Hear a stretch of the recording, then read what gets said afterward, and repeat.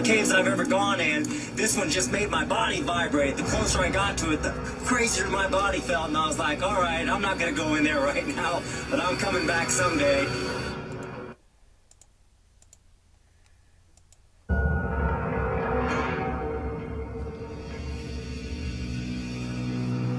Out of all the caves I've ever gone in, this one just made my body vibrate. The closer I got to it, the crazier my body felt, and I was like, all right, I'm not going to go in there right now, but I'm coming back someday. Okay. So I don't get no speaker feedback. That alone kind of has me in a dilemma. I don't know if anybody's ever heard of, looked at,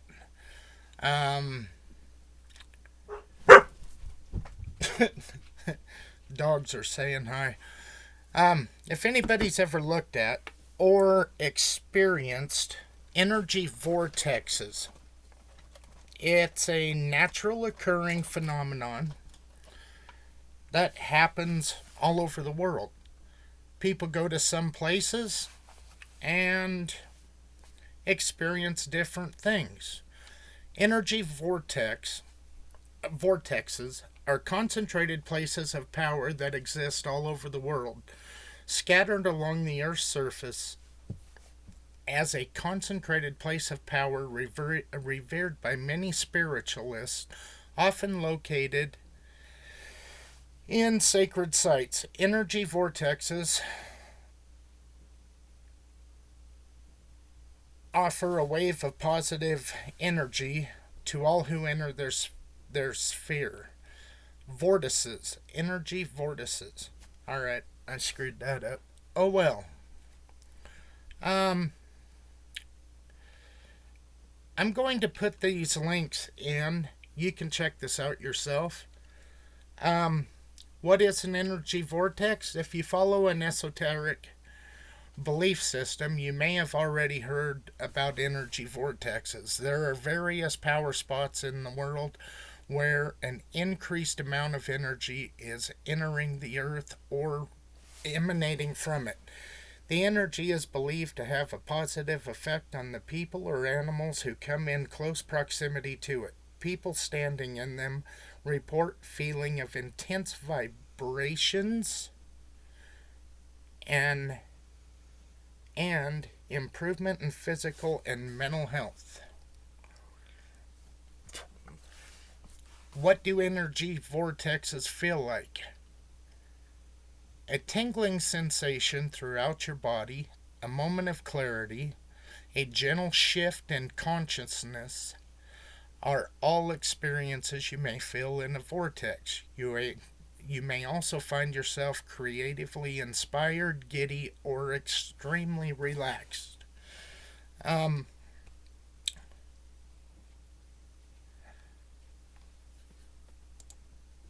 Montana Vortex. The Montana Vortex is a genuine quantum or gravitational anomaly that may redefine the laws of physics and nature. The internationally famous sacred site is located just 13 miles west of Glacier National Park and has been mystifying and exciting visitors for 40 years.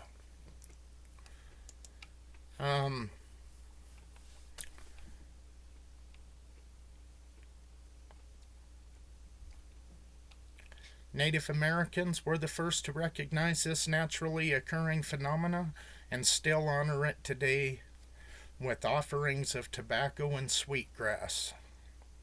When visitors pass through the portal, they can see and feel the power of the vortex, and they enter a reality where some physical rules like gravity and perspective are decidedly skewed.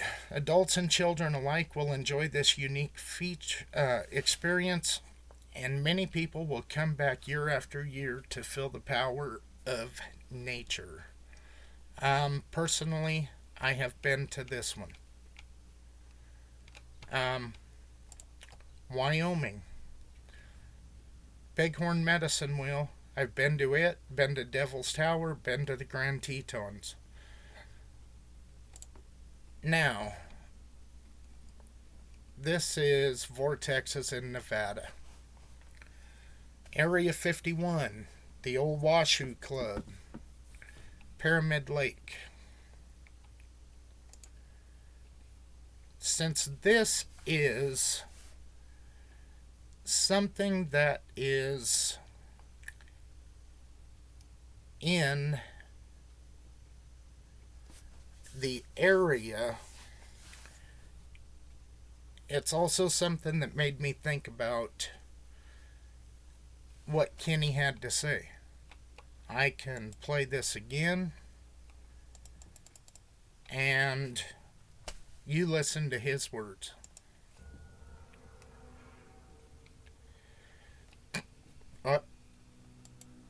All the caves I've ever gone in, this one just made my body vibrate. The closer I got to it, the crazier my body felt, and I was like, all right, I'm not going to go in there right now, but I'm coming back someday.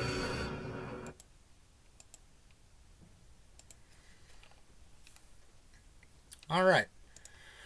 First off, when somebody wants to throw conspiracy theorists out there, knock yourself out. Conspiracy theories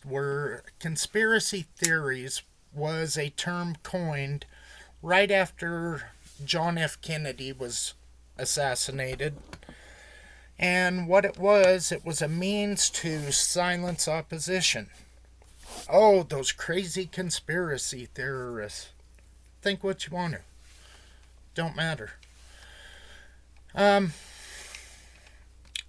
Area 51. Area 51 is a remote detachment of Edwards Air Force Base within the Nevada Test and Testing Range. According to the CIA, the correct names for the facility are Homey Airport, Groom Lake. Although the name Area 51 was used in a CIA document from the Vietnam War, other names used for the facility include Dreamland and nicknames Paradise Ranch, Home Base, Waterton. The special use airspace around the field is referred to as R-4808N. And I'll put this link in there too. So if you have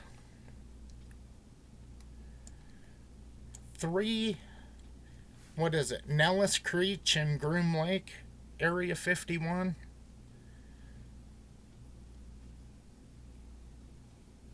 Christ, this map is slow. If you have this little half-assed triangle here,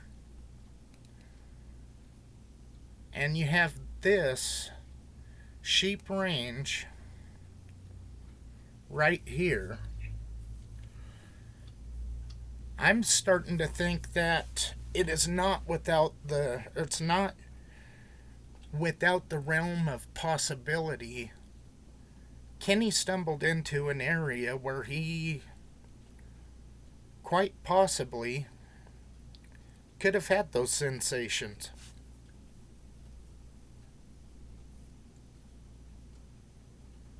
I just ain't gonna rule it out. I mean, you already have areas all over the world that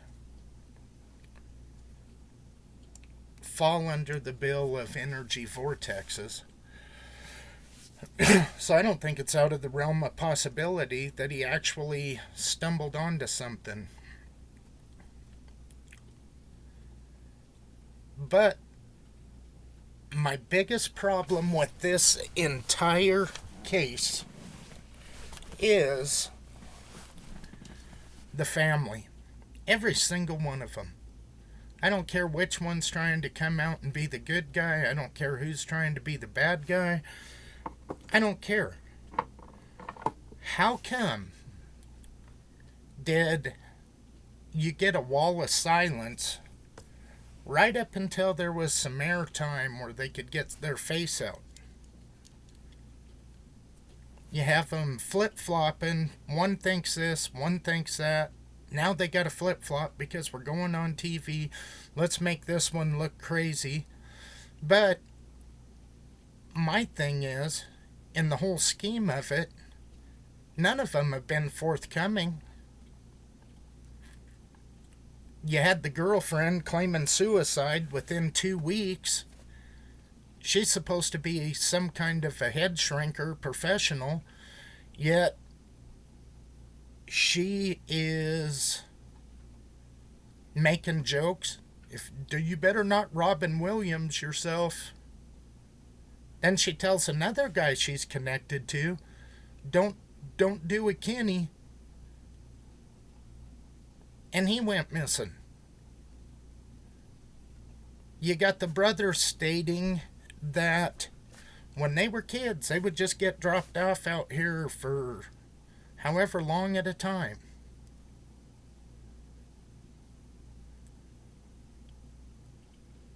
See, this whole thing is kind of a journey. When you open it up, you have question after question after question after question. None of them get answered. I just don't. I really look at the family as the whole damn crew is not trustworthy, if you ask me. Where was they day one? How many times? What about that girl over Christmas that went missing in Salt Lake? Her family was out in front of the TV asking people for help. And then they found out some crazy asshole she'd been talking to on the internet kidnapped her and had her held hostage in his basement. Where was this family in any of that? You have the girlfriend calls in after he's been gone for almost a week. My boyfriend's missing. And I still don't get what a 47-year-old guy sees in a 66-year-old woman. And for her to be claiming she does all these wild-ass hikes out here? Give me a goddamn break.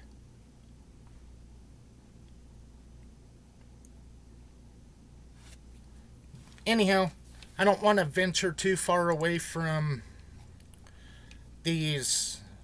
I want to keep this video kind of on topic. To me, this would explain the entire thing, as far as he gets a feeling from the cave. Now, could it have been a deep cave? Could it have been just the little holes in the rocks like we see? I don't know.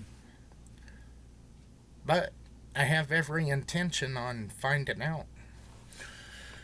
So anyhow, something to kick around, and who knows?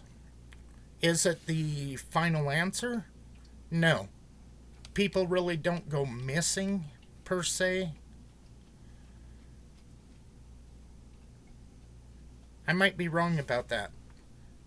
The Montana Vortex up by Glacier, I believe there is a lot of missing people up around this. I shouldn't say a lot, but I believe there are people that go missing up here. Area 51, go tooling around out here past that sign. See if you go missing. That's one search I won't be part of. I kind of figure you start dicking around in areas like this, you get disappeared and you don't get seen again. First time, they might slap your hand and tell you get the hell out of here. You try to go fooling around back in there again, you might not be back in time for dinner. All right, just something to kick around. Later.